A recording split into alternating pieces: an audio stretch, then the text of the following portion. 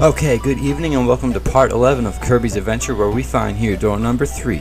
Now this door is useful to me in actually only one way, but it's very useful to me. It is the door where I am able to locate the hammer power pretty quickly. You start on this, this looks like a cargo ship, and yeah, here's the boat. So we're boarding onto this ship right here, and just on the inside of this first door here, somewhere around here, there will be one of the mini-boss guys that carries the hammer. And there have been a few secrets in this game that I passed so far because I didn't have the hammer power and didn't have any interest in trying to get it with rock and didn't have any interest in hunting down hammer power somewhere else. This is where I know to find it quickly and easily. So that's what I'm doing right now. Well, I mean right now I'm just trying to beat the door for the first time. So, after that, I'll explain that now. While you're in the door for the first time, you can't exit the stage. You have to beat it if you want to exit it. So, gotta beat this door first so I don't have to play the whole stage every time I want the hammer power. You can just, after I beat this door, if I ever need hammer power, I could just come right in here, beat that guy. Yeah, I think I'm doing a secret right now. Yeah, this sword guy's blocking the door. Yeah, I don't need hammer power for this one.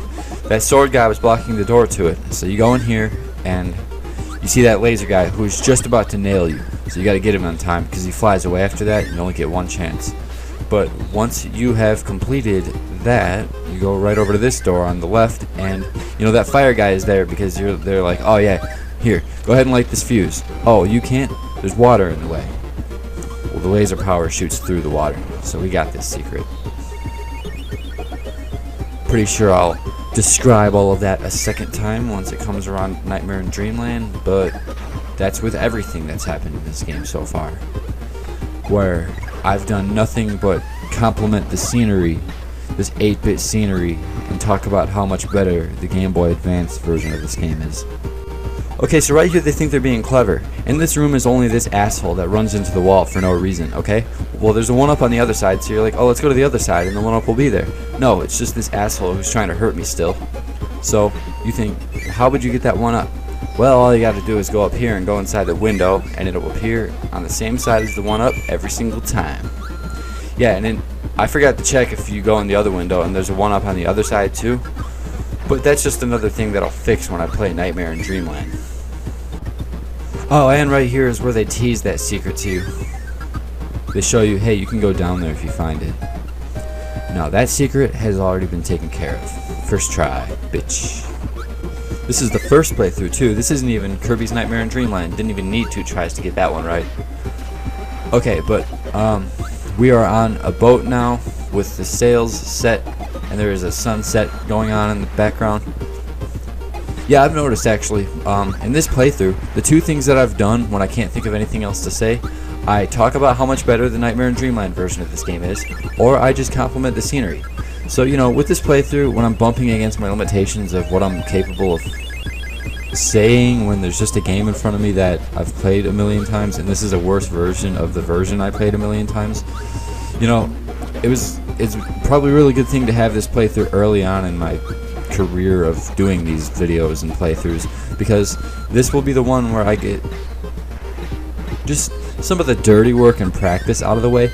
I mean, I would rather have a lackluster commentary over a lackluster game than one of these new bright and beautiful games that will be way later in this series.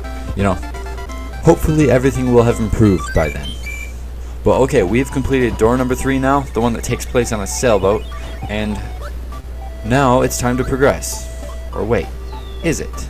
We have unlocked quick access to hammer power, and there are secrets in the past that I did not get because I needed the hammer power. So I will be going back through this door a few times, each to get the hammer power, and each I will be hunting back with the hammer power a secret that I skipped earlier in this game because I didn't want to get it with rock power, and because I didn't have any interest in being a guinea pig, getting it the exact way you want. I'll do all that shit in the Nightmare in Dreamland version of this game. But man, this shit lags, dude, and this stuff is 8-bit, and this game has less good music. I'll do all the hard stuff they want you to do, I'll do that on the Game Boy Advance. much better version of this game. Okay, so yeah, I already explained why I have to use the hammer power for this one. There's a guy inside this door right here where they put a layer of water along the ground. You know, fuck you. I'll pass that shit right up. They put a layer of water along the ground so you can't suck things in and spit them out so easily. You know, it's a spin they put on the boss that makes it challenging, like way more challenging than I'm putting up to deal with. Way more challenging than I'm willing to put up with, like when I'm just doing pretty much a practice playthrough. Honestly, that's all this thing has shaped up to be. I wasn't planning for Kirby's Adventure to be that, but with the way this series is structured and the way my history is with making these commentary videos, no, this is turning into kind of a practice playthrough, isn't it? Yeah, so as you can see, the hammer power does in fact break through those blocks that you previously needed throw to break.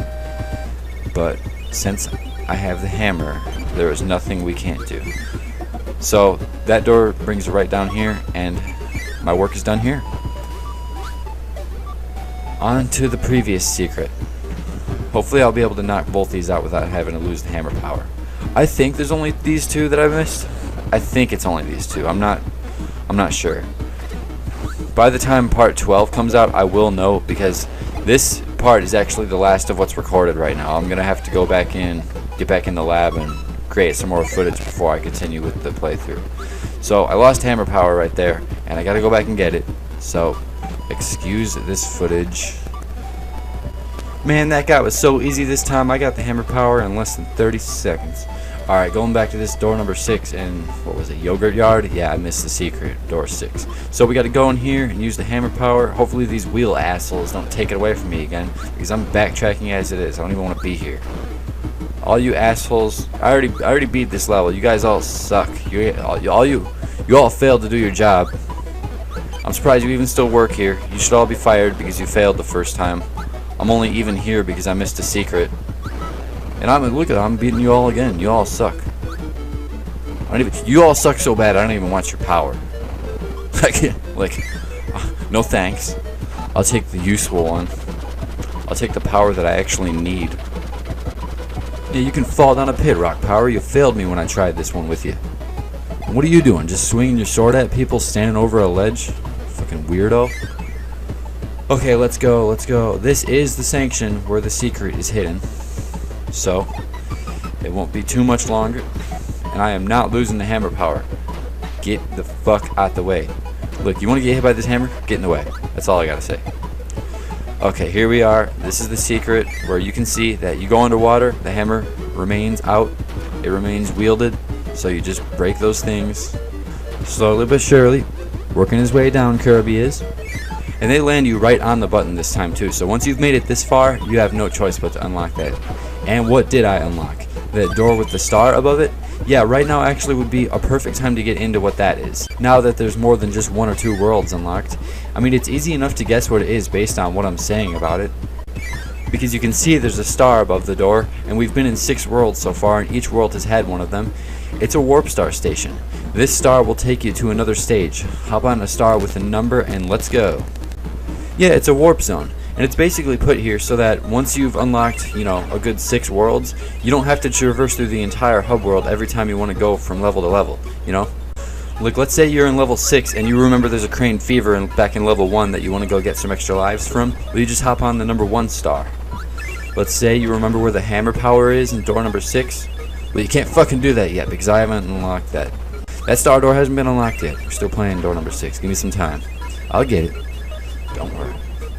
So, we have our warp zone unlocked now, so we'll take it to the furthest warp zone we have unlocked so far, the one on level 5, Yogurt Yard. Here we go.